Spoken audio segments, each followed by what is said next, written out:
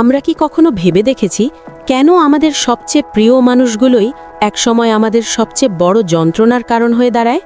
কেন কেউ খুব কাছে আসতে চাইলে আমরা ভয় পাই, আবার কেউ দূরে সরে গেলে আমরা অস্থির হয়ে পড়ি?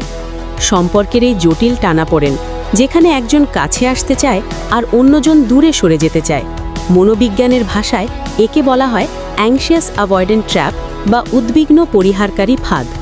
কেন হয় এমন, আর এর গভীরেই বা কী লুকিয়ে আছে?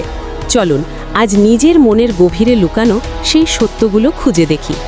জীবন জুড়ে আমরা অন্যের মাঝে আশ্রয় খুঁজি, আবার একই সাথে নিজের স্বাধীনতার সীমানাও অক্ষুণ্ণ রাখতে চাই। এই দুই বিপরীত ইচ্ছার কারণেই সম্পর্কে জটিলতা তৈরি হয়। মনোরোগ বিশেষজ্ঞ আমির লেভিন এবং মনোবিজ্ঞানী র্যাচেল হেলার তাদের বই attached the new science of adult অ্যাটাচমেন্টে দেখিয়েছেন যে প্রাপ্তবয়স্কদের সম্পর্কের টানাপোড়েনের পেছনে মূলত দুটি অনিরাপদ মানসিকতা কাজ করে। এক, অ্যাংশাস বা উদ্বিগ্ন, এবং দুই, অ্যাভয়েডেন্ট বা পরিহারকারী। এই দুই ভিন্ন মানসিকতার গভীরে লুকিয়ে আছে মানুষের আদিম কিছু ভয় ও নিরাপত্তাহীনতা।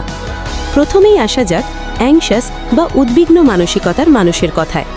এদের ভেতরের সবচেয়ে বড় ভয় হলো, সে যদি আমাকে ছেড়ে চলে যায়। তারা সম্পর্কের ক্ষেত্রে বেশি আশ্বাস চায়, বেশি ঘনিষ্ঠতা চায় এবং সামান্য দূরত্বেও প্রচণ্ড অস্থির হয়ে পড়ে। পার্টনারের মেসেজের রিপ্লাই দেরি হলে এদের মনে হয় হয়তো ভালোবাসা কমে গেছে বা সম্পর্কে কোনো বড় সমস্যা হয়েছে। তারা বারবার সঙ্গীর কাছ থেকে ভালোবাসার নিশ্চয়তা বা রিঅ্যাসিওরেন্স খুঁজতে থাকে। এবার আসুন অ্যাভয়েডেন্ট বা পরিহারকারী মানসিকতার মানুষের কাছে। এদের ভেতরের ভয় সম্পূর্ণ ভিন্ন। আমি যদি নিজেকে হারিয়ে ফেলি বা আমার স্বাধীনতা যদি নষ্ট হয়ে যায়। তারা সম্পর্কে স্পেস চায় এবং আবেগীয় ঘনিষ্ঠতা এড়িয়ে চলে। কেউ যখন খুব কাছে আসতে চায় তখন তারা অস্বস্তি বোধ করে এবং সচেতন বা অবচেতনভাবেই দূরে সরে যায়। মনের কথা খুলে বলতে বা আবেগের আদান প্রদান করতে তারা ভয় পায়। সবচেয়ে জটিল এবং যন্ত্রণাদায়ক অবস্থা তৈরি হয় যখন এই দুই ধরনের মানুষ সম্পর্কে জড়ায়। একজন কাছে আসতে চায়, অন্যজন দূরে যেতে চায়। একজন দৌড়ে ধরে রাখতে চায়, অন্যজন দৌড়ে বাঁচতে চায়। এটাই হলো অ্যাংশিয়াস অ্যাভয়েডেন্ট ট্র্যাপ, অর্থাৎ উদ্বিগ্ন মানুষ ভয় পায় একা হয়ে যাওয়ার, আর পরিহারকারী মানুষ ভয় পায় নিজেকে হারিয়ে ফেলার। এই ফাঁদে পড়ে দুজনেই সুখী হওয়ার বদলে একে অপরকে কষ্ট দিতে থাকে। কিন্তু প্রশ্ন হলো, মানুষ কেন এমন হয়? কেন কেউ অ্যাংশিয়াস বা অ্যাভয়েডেন্ট মানসিকতার অধিকারী হয়?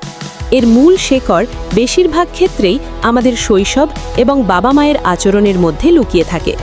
ছোটবেলায় একটি শিশু তার চারপাশের মানুষ, বিশেষ করে বাবা মায়ের কাছ থেকে যেভাবে মানসিক সাপোর্ট পায়, বড় হয়ে সম্পর্কের ক্ষেত্রে তার রিলেশনশিপ প্যাটার্ন বা অ্যাটাচমেন্ট স্টাইল ঠিক সেভাবেই গড়ে ওঠে। চলুন কিছু বাস্তব উদাহরণ দিয়ে বিষয়টি বোঝার চেষ্টা করি। ধরুন, পরিবারে কোনো বিষয়ে আলোচনা হচ্ছে। তখন ছোট বাচ্চাটি হয়তো কিছু একটা বলতে গেল। তখন যদি তাকে বলা হয়, তুই ছোট, তুই এসবের কি বুঝিস, বা এত বেশি কথা বলিস কেন, চুপ থাক, এতে বাচ্চার আত্মবিশ্বাস ভেঙে যায়। সে অবচেতনভাবেই ভাবতে শুরু করে যে তার কথার বা মতামতের কোনো দাম নেই।